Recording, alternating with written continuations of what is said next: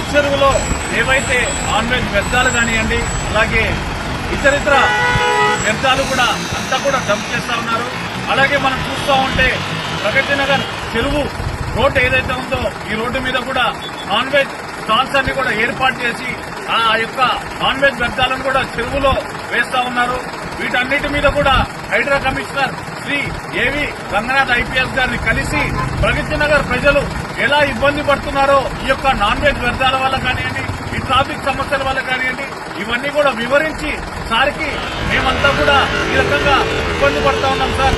వాళ్ళ యొక్క టీం కి ఆదేశాలు ఇచ్చి ఈ యొక్క అంబీర్ చెరువుని ఇన్స్పెక్షన్ చేసి వెంటనే ప్రక్షాళన చేయాలని చెప్పి ఆదేశాలు ఇవ్వడం జరిగింది. కూడా ఫెన్సింగ్ ఏర్పాటు చేస్తున్నారు.